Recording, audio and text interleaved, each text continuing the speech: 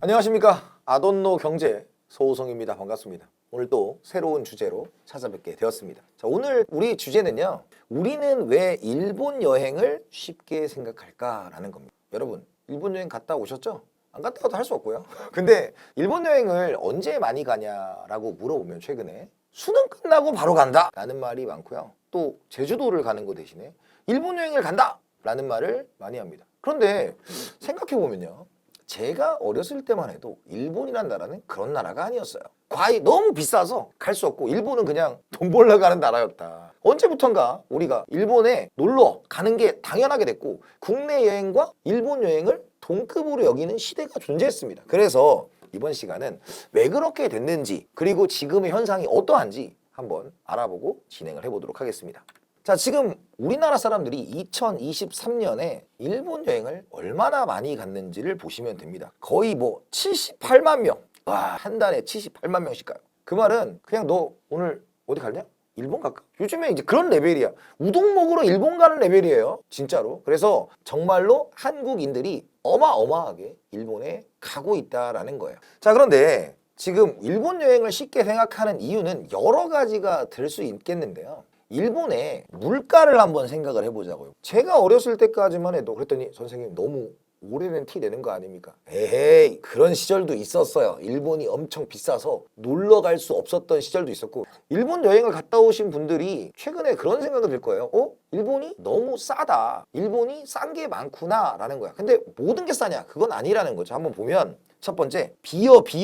한국이 비싸요. 지금 빨간색으로 표시되어 있는 부분은 한국이 더 비싼 거고요. 그렇지 않은 부분은 일본이 비싼 겁니다. 자, 그러면 첫 번째, 맥주, 비어, 펩시. 아, 펩시 좀 너무해. 펩시 너무해. 콜라 너무합니다. 콜라 우리나라 너무 비싸요. 봐봐요. 지금 보면 2,100원, 여기 1,500원이야. 콜라는 일본 가서 드세요. 일본 가서. 일본이 콜라가 쌉니다. 그 다음에 물. 아, 그래, 물 비싸. 물은 왜 비싼지 모르겠어요. 물이 비쌉니다. 자, 그 다음에 마트에 갔다 마트. 와인. 우리나라가 훨씬 비쌉니다. 그 다음에 도스메틱 비어. 그래서 일본은 여러 가지 맥주들이 꽤 많잖아요. 그래서 뭐 아사히나 뭐 기린이나 이런 맥주들인데 그것도 우리나라가 조금 더 비싸고요. 그런데 이제 수입된 거는 좀 더 비싸고, 담배. 담배는 일본이 비쌉니다. 일본은요, 담배에 아무것도 표시하지 않아요. 왜냐? 사람들이 담배를 펴주길 바래. 왜? 세금이 부족하니까. 근데 일본 사람은 술은 또 안 먹어요. 그러니까 우리나라 사람하고 좀 다릅니다. 그래서 담배가 좀 비싸다라는 거고요. 그 다음에 유명하죠. 일본 사람들이 우리나라 와서 가장 싸다고 느끼는 것 중에 하나가 뭐냐면 대중교통이에요. 그래서 여러분들 일본 여행 갔을 때 그 주유 패스 뭐 이런 교통권을 끊어가지고 갔던 기억이 있을 겁니다. 그다음에 가솔린도 우리가 더 비싸고요. 그 다음에 폭스바겐, 거기 뭐 골프 있어, 차, 그것도 비쌉니다. 그러니까 지금 전반적으로 봤을 때 이런 느낌 받으실 거예요. 과거에는 일본이 우리나라보다 훨씬 잘 살았다는 의미가 있었어요. 세계 제2의 대국이었고, 버블이 터지기 전만 해도 예전 영화에 보면 블레이드 러너라는 영화가 있어요. 그 영화에서도 일본이 전 세계를 지배할 거다라는 그런 것처럼 영상이 틀어져 있습니다. 그때만 해도 무서울 게 없었고, 일본은 굉장히 비쌌었다라는 겁니다. 그런데 지금은 일본 여행이 엄청 쉬워졌고요.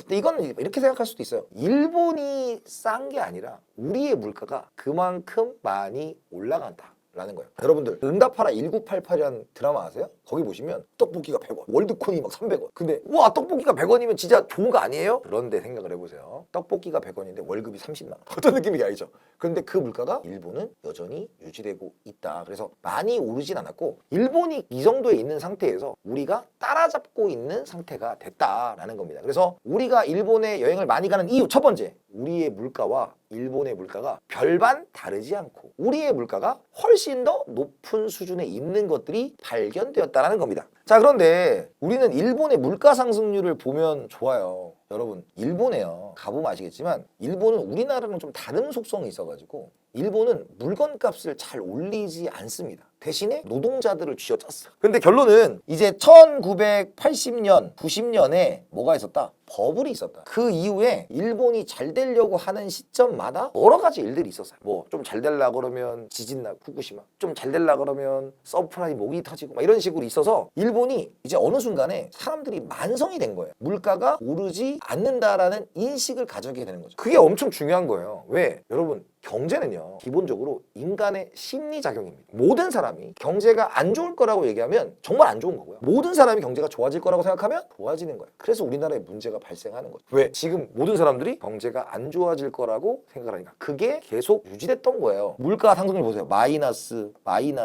0.9, 0.6, 마이너스 2.3, 3.1. 요거는 일본이 오르고 싶어서 오른 게 아니고 일본도 대단히 많은 양의 수입을 하는 국가입니다. 근데 수입을 하는데 이 앞에 지금은 사망하신 아베라는 분이 있어서 이분이 아베노믹스를 해서 엔화의 가치를 현격하게 떨어뜨려 놨습니다. 그래서 일본 사람들이 물건을 살 때 굉장히 힘들어져서 더 이상 어쩔 수가 없는 거예요. 그래서 이제 물가가 올라가는데 일본 어느 쪽에서는 되게 좋아했습니다. 야, 드디어 우리가 소비 심리가 살아나서 돈을 쓰기 시작하는구나. 정말 현실과 괴리가 되어 있다. 여러분, 일본은요 지금 우리나라 사람들이 최근에 그런 말을 해요. 우리가 일본의 1인당 국민소득을 역전했다. 역전할 수 있어. 근데 그 1인당 국민소득 역전한 게 환율의 영향도 커요. 그런데 일본은 지금 어느 정도냐면 개인이 살 수가 없는 정도의 지경에 이르렀습니다. 물론 여기서 살 수 없다는 건 힘든 게 아니고요. 큰 부자가 되거나 큰 가난한 사람이 되진 않아요. 여러 가지 사회 보장비를 다 떼가기 때문에 그래서 일정 수준은 살게 해주지만 사람들의 소비 여력이 없어서 저축이라는 것 자체가 거의 불가능한 수준에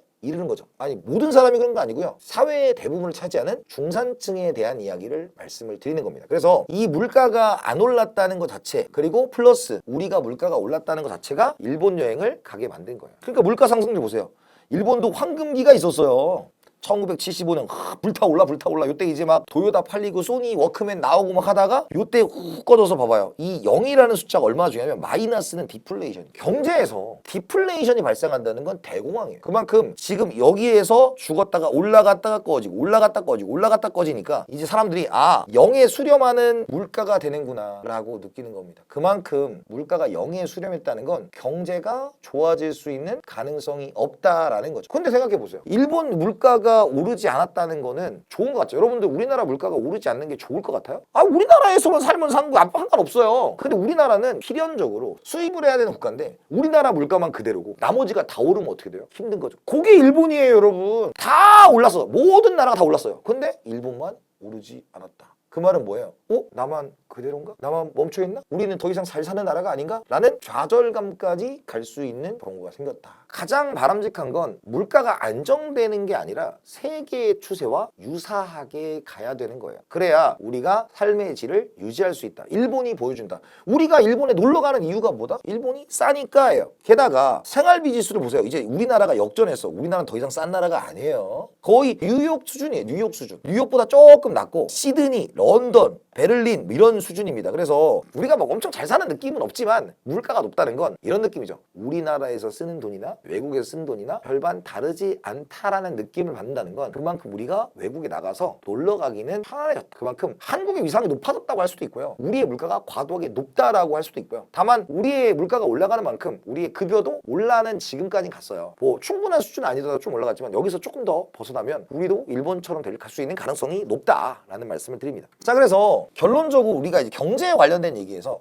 무슨 얘기를 했어요? 일본의 물가가 그대로다라는 거. 일본 자체의 경기가 죽었기 때문에 전반적인 경제 상황, 경제에 대한 암울한 생각이 있기 때문에 물가가 죽었다라고 하는 것. 두 번째는 환율의 의미와 영향입니다. N1엔 환율인데요. 이게 무슨 뜻이냐면 100엔당 원이잖아요. 그럼 보세요. 2008년에는 우리가 100엔을 살려면 1,600원을 줘야 됐어요. 근데 지금은 얼마예요? 870, 약 900원에서 800원 사이를 주고 있어요. 그러면 생각해봐요. 이때보다 물가는 우리나라가 많이 올랐겠죠. 근 10년. 여러분 2008년에는 순댓국이 5,000원이었어요, 여러분. 근데 2023년에 얼마예요? 8, 9,000원이에요. 그럼 거의 물가는 2배 올랐단 말이에요, 우리나라에. 그런데 일본 돈의 가치는 2배 떨어졌다는 얘기. 그러면 버프는 4배야, 4배. 어떤 느낌인지 아시겠죠? 그러니까 예전에는 일본이 어차피 엔화가 너무 비싸서 못 가는 나라, 물가가 너무 높아서 못 가는 나라였다면 일본 돈이 너무 싸졌다라는 겁니다. 그래서 아까 보여드렸던 게 어떤 논리로 보는 거예요? 이제는 더 이상 두렵지 않아요 일본이 되는 거죠. 그래서 어느 순간에 일본인을 우리가 좀 만만하게 보고 엔화 가치가 낮아서 놀러 가고 하는 거죠. 근데 일본은 여기에 사활을 걸고 있는 거예요. 왜? 엔화 가치가 낮아야 수출품의 가격이 싸지거든. 예를 들어서 우리가 1달러에 1,000원 일대에 내가 10,000원짜리를 팔아 10,000원짜리를. 그럼 어때요? 얼마 받아야 돼요? 10달러 받아야 돼요. 그런데 1달러 2,000원 되면 5달러만 받으면 돼. 그러니까 미국에 살고 있는 제임스는 다 이때 사줄 거란 말이에요.